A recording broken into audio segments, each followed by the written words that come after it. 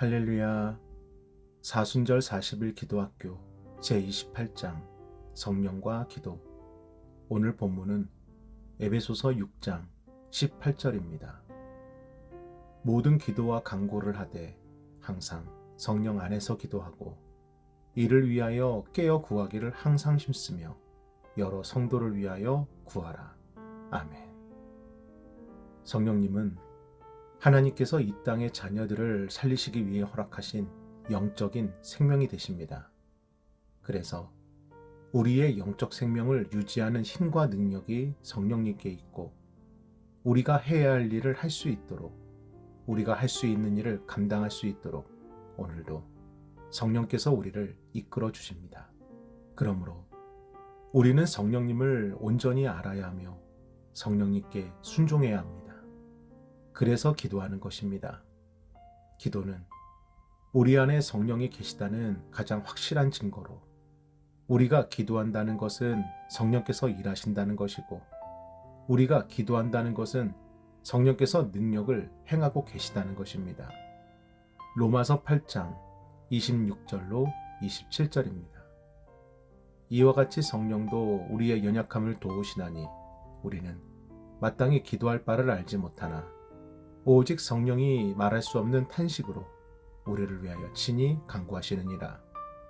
마음을 살피시는 이가 성령의 생각을 아시나니 이는 성령이 하나님의 뜻대로 성도를 위하여 간구하심이니라. 아멘.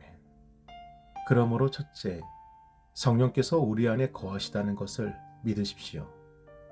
성령의 일하심과 능력은 세상의 그 무엇도, 그 어떤 악한 영도 결코 막을 수 없으며 성령의 일하심과 능력은 우리의 신앙과 삶에서 반드시 드러나게 됩니다.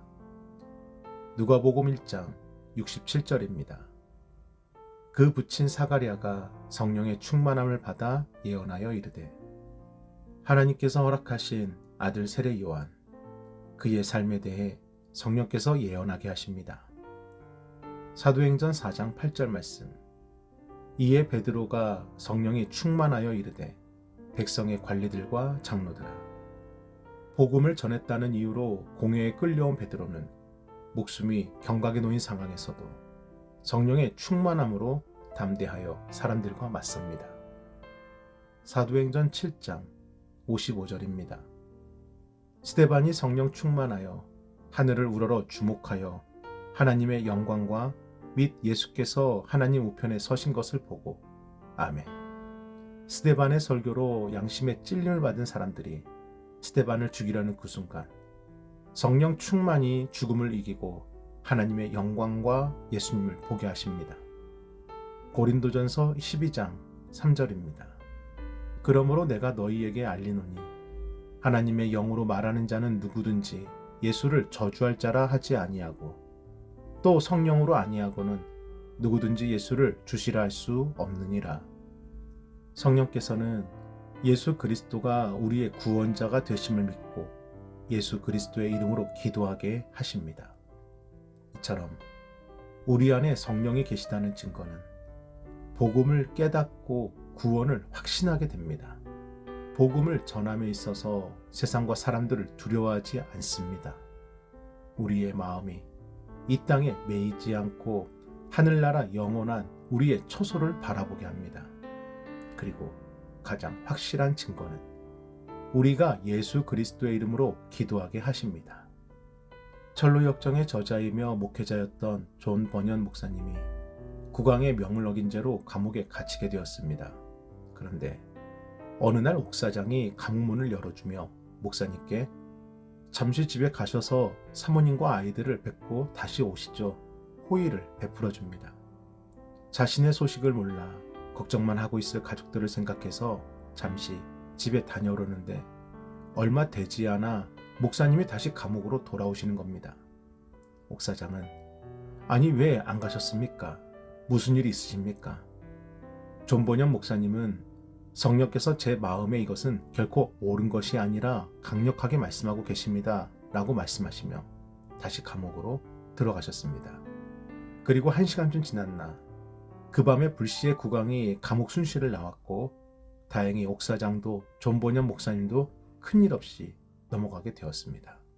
국왕이 돌아가고 옥사장은 목사님과 함께 하시는 성령께서 목사님도 저도 함께 살려주셨네요. 이제부터는 제 말이 아니라 성령님 말씀대로 행하십시오. 라는 말을 했습니다. 사랑하는 여러분, 성령의 일하심과 능력은 결코 숨겨지지 않습니다. 반드시 기도하는 우리의 삶 가운데 드러나게 하십니다. 그러므로 둘째, 언제나 성령의 충만을 받아야 합니다. 앞서 말씀드린 것처럼 우리가 기도한다는 것이 성령의 일하심의 증거가 된다면, 반대로 우리가 기도를 멈춘다는 것은 성령께서 능력을 행하지 않으신다는 증거입니다.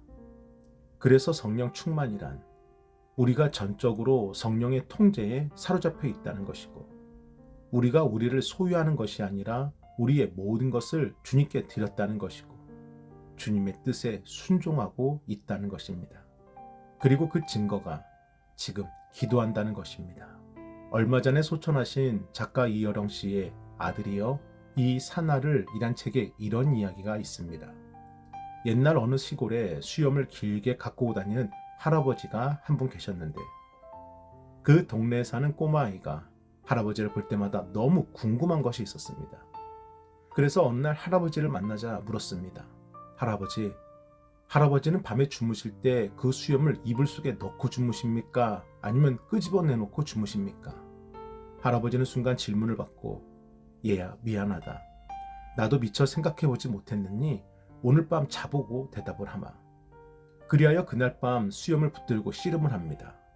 수염을 이불 속에 넣으면 답답하고 끄집어내면 쓸쓸하고, 이렇게 해도 어색하고 저렇게 해도 어색하고, 30년 동안 달고 다닌 수염이었지만 그동안 수염을 어떻게 하고 잠을 잤던지 할아버지는 알지 못합니다. 저자는 이 이야기를 통해 30년 동안 내 몸에 달고 다닌 수염이 이불 속에 있어야 하는지 밖에 있어야 하는지를 아무리 고민하여도 깨닫지 못하듯이, 내가 지금 예수 안에 있는지 예수 밖에 있는지, 내가 지금 진리 안에 있는지 진리 밖에 있는지 알지 못한 채 살아가는 성도들의 영성 없는 삶을 꼬집어 말하는 것입니다. 그러면서 이여령 씨는 이 문제에 대한 유일하고도 완벽한 대답은 내가 성령을 받았는가, 이것에 대한 확신이라 말합니다. 사랑하는 여러분, 성령 충만의 증거는 어제 그랬어도 오늘 기도하는 것이고, 오늘 그럼에도 또 기도하는 것이고, 내일 여전해도 그래도 기도하는 것입니다. 기도가 성령 충만의 증거입니다. 우리 오늘도 함께 기도하겠습니다.